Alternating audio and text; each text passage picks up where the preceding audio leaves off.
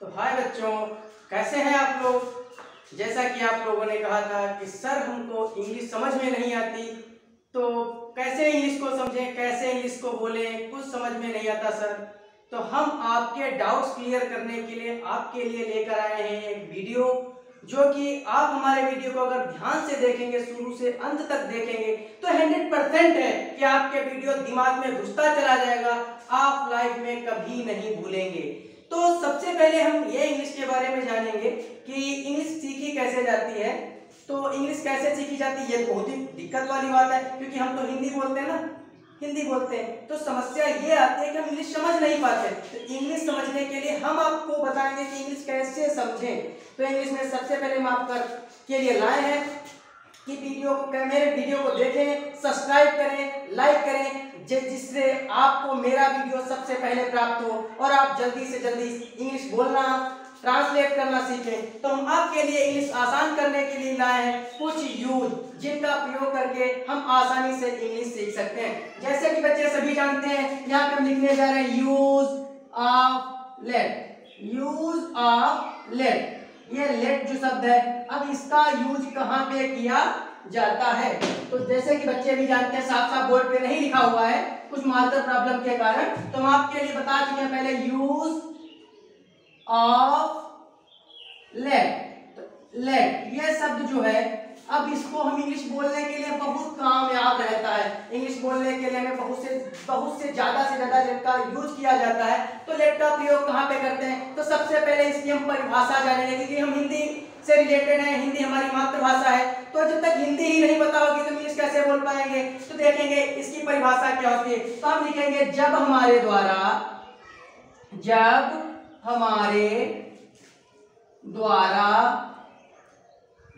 बोली जाने वाली बात के अंतिम शब्द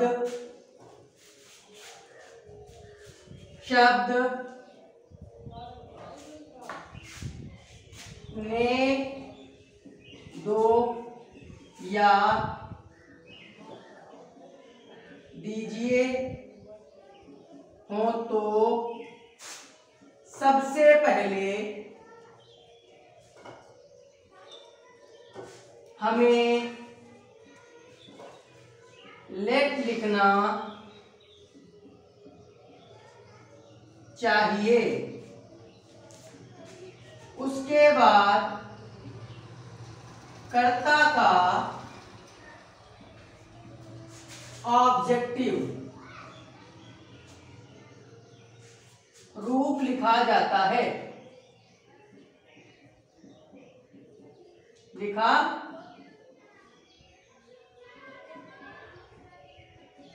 तो बच्चों हमने आपके लिए क्या लिखा, जब हमारे द्वारा बोली जाने वाली बात के शब्द जो अंतिम शब्द हो, ने दो या दीजिए शब्द आ जाए, तो सबसे पहले हम लेट लिखेंगे। उसके बाद आपको बताएंगे कि जो कर्ता का ऑब्जेक्टिव रूप लिखा जाता है, तो ऑब्जेक्टिव रूप आप लोग नहीं जानते होंगे, तो हम लिख के बताते हैं। जैसे कि ऑब्जेक्टिव रूप में हो सकता है मुझे कोई ऑब्जेक्टिव कहते हैं मी, उसे को ऑब्जेक्टिव रूप में कहते हैं हिम, और हमें को ऑब्जेक्टिव रूप में कहते हैं अस, और उन्हें, ये आपके प्रोनाउन ऑब्जेक्टिव है जिसे कहते हैं देम। तो बच्चों, जो बच्चे नोट करना चाहें तो वह नोट कर सकते हैं कि मुझे के लिए आपको मी लिखना पड़ेगा, उसे को लिखना पड़ेगा हिम, हमें को लिखना पड़ेगा अस, और उन्हें को लिखना पड़ेगा देम। तो ये टॉपिक आपका क्लियर हो गया। अब आपको हम प्रैक्टिकल करवाते हैं। तो आइए अब हम बच्चों सभी लोग साथ में प्रैक्टिस करते हैं। कैसे करते हैं, तो आप लोग देखेंगे प्रैक्टिस कैसे करते हैं, कैसे लेट का यूज करते हैं। जैसे हमने कह दिया, अभी मुझे पढ़ने दो। जैसे हम मान लिया हम कोई पढ़ाई कर रहे हैं, मम्मी या कोई दोस्त बुलाओ, चलो सर खेलने चलते हैं, ये है वो है, ये कर लो वो कर लो, तो हमें बोलेंगे कि मुझे पढ़ने दो। तो अभी हमने क्या बताया, आपके अंतिम बात जो हम कहेंगे, ने और दो शब्द हमको मिल गए। ने और दो जो शब्द मिल गए तो सबसे पहले हमने क्या था, लेट लिखा जाता है, तो वहां पे लिखेंगे लेट, और मुझे को क्या लिखेंगे, मी, और यहाँ पे क्या लिखा हुआ बच्चों, पढ़ने। पढ़ने को इंग्लिश में क्या कहते हैं, रीड, और अभी को कहते हैं नाउ। तो क्या बन गया, लेट मी रीड नाउ। इसी तरीके से अब हम बोलेंगे, जैसे मुझे सोने दो, मुझे सोने दो, फिर ने दो मिल गया, फिर हम लिखेंगे लेट, फिर मुझे को क्या लिखते हैं, मी, सोने को क्या कहते हैं, स्लीप। तो let me sleep, let me eat, मुझे खाने दो, लेट मी प्ले, मुझे खेलने दो। इस तरीके से अगर यहाँ पे उसे लिखा होता तो लेट के बाद हम लिख देते लेट हिम। जैसे मान लिया कोई बच्चा जा रहा है तो हमने कह दिया लेट हिम गो, उसे जाने दो। जैसे कि प्रैक्टिकली करेंगे, उसे जाने दो, तो क्या हुआ, ने दो मिल गया हमको। सबसे पहले क्या लिखेंगे, लेट, उसे क्या लिखते हैं, हिम, और जाने को क्या कहते हैं, गो, लेट हिम गो। उसी तरीके से जैसे हमने आपको बता दिया कि ऑब्जेक्टिव फॉर्म क्या होते हैं, तो आप लोग सीख गए होंगे कि जब वाक्य के अंत में या बात के अंत में ने दो शब्द आते हैं तो सबसे पहले हमें लेट लिखना पड़ता है, उसके बाद कर्ता का ऑब्जेक्टिव रूप लिखते हैं और अपनी मेन वर्ब लिख देते हैं। तो चलो जो आपने सीखा है, उसके बाद इसी से रिलेटेड एक छोटा सा शब्द है, उसकी भी क्लैरिफिकेशन हम आपके सामने कर देते हैं कि उसको कैसे जानेंगे, जो कि फिल्मों में अक्सर बोल दिया जाता है और हमारी डेली लाइफ में भी उसका यूज होता है। यही लेट जो लिखा होता है, लेट के बाद जब ऐसे काम एपॉस्ट्रोफी का लगा के एस लिखा होता है, इसका मतलब होता है लेट्स।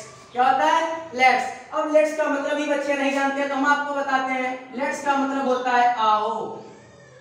क्या होता है, आओ। लेट्स का मतलब होता है आओ। ऐसे बच्चे बोल देते हैं, चलो जैसे अपने दोस्तों से ही बोल देते हैं, आओ खेलने चलें, आओ खेलने चलें। तो अभी हमने क्या बताया बेटा, आओ यानी लेट्स होता है, तो यह क्या लिखा हुआ है, किसी दोस्त ने बोला है रवि आओ खेलने चले, उसी तरीके से तो उसका नाम लेंगे और वो आओ के लिए लिखेंगे लेट्स, और ये क्या लिखा, चले तो वो लिखेंगे, और खेलने और टू इंफिनिटिव का प्रयोग कर देंगे, प्ले हो जाएगा। तो क्या बन गया, लेट्स गो टू प्ले।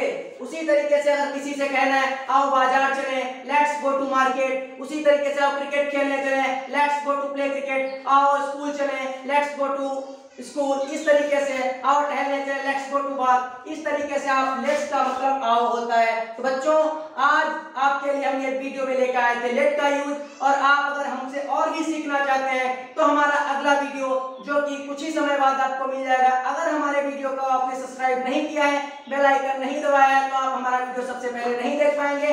अगर आप चाहते हैं कि हमारा वीडियो आप तक सबसे जल्दी या सबसे पहले पहुंचे तो प्लीज हमारे चैनल को सब्सक्राइब करें, लाइक करें और बटन दबाएं। हाँ।